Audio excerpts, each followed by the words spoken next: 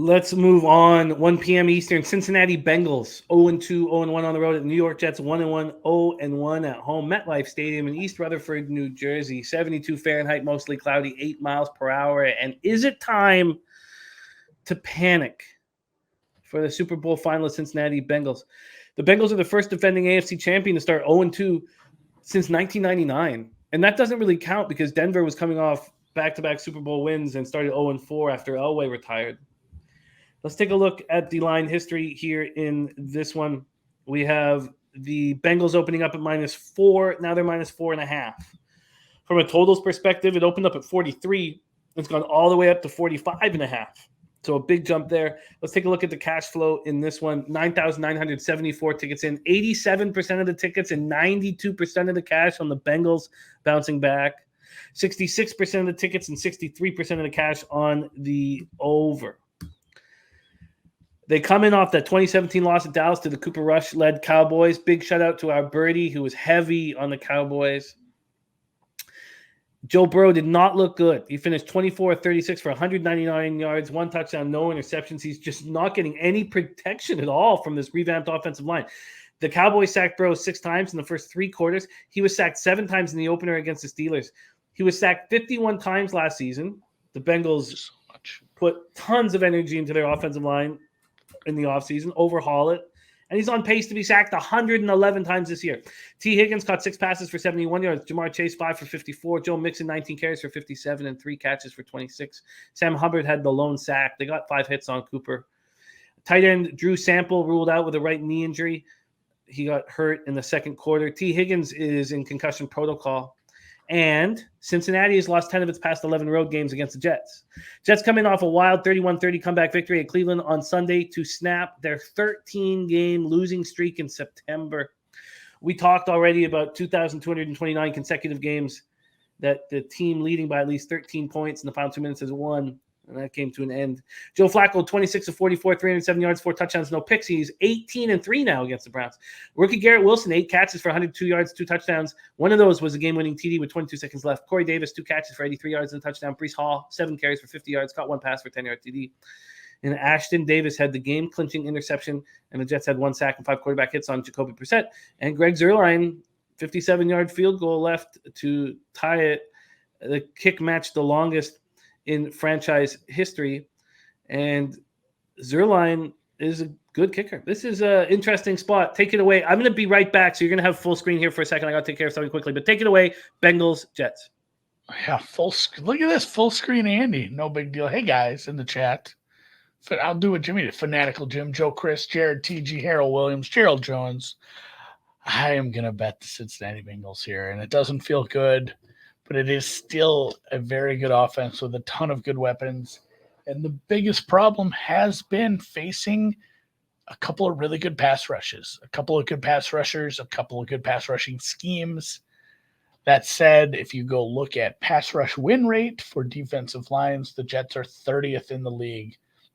Not completely devoid of talent on the defensive side, but they are not going to pose the threat that we saw from the Micah Parsons of the world. They don't have a Micah Parsons. Nobody has a Micah Parsons. So it's just not going to be the issues we saw. And a lot of it isn't even the offensive line. Joe Burrow is running into sacks. Sacks are a quarterback stat for the most part. He is causing as much problems as that offensive line in front of him. That said, I just don't think the Jets are going to be anywhere near the pressure rate we're seeing from the first 2 opponents. You faced, he got hurt, but you faced maybe 2 of the best pass rushers in the damn league in 2 weeks in a row. Yeah, you're going to be on pace for 100 sacks.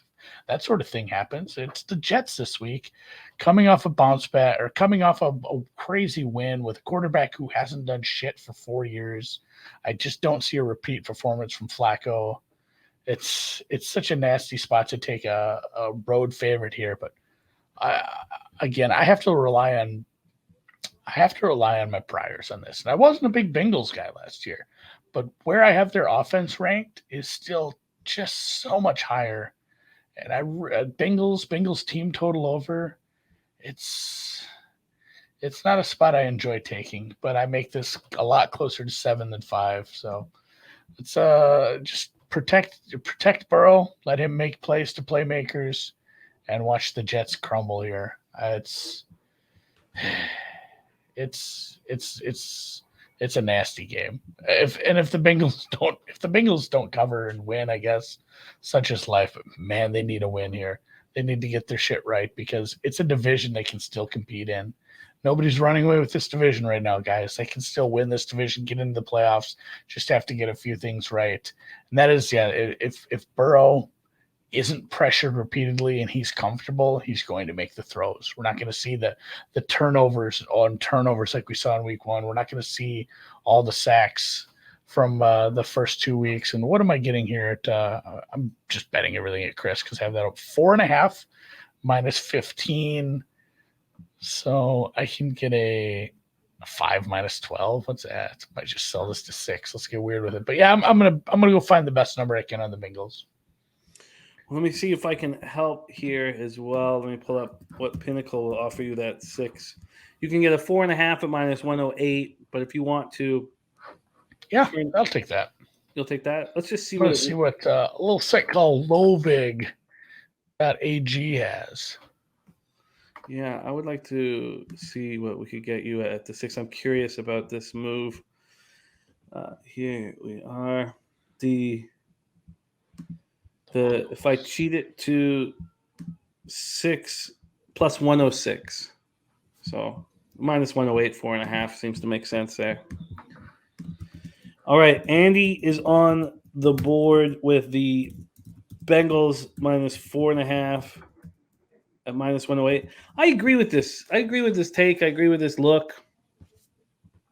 I agree with all of this here. I think the Bengals defense is just a non-factor in the outcome of this game and the spread. The Bengals just pour one on here. Bengals get to like 35 and we don't really worry about it. Although teams have been known to put 30 points up on the Jets and lose, apparently. Just doesn't feel terribly repeatable, guys. So yeah. I agree with this look. 87% of tickets, 92% of cash on the Bengals right now. Feels like a buy low spot. Bengals minus 4.5 for Andy, and I'll also look at the team total over. It's at 26.5. And Nutflush Allen says feels like a Burrow huge game. Cincinnati breaks 30 points.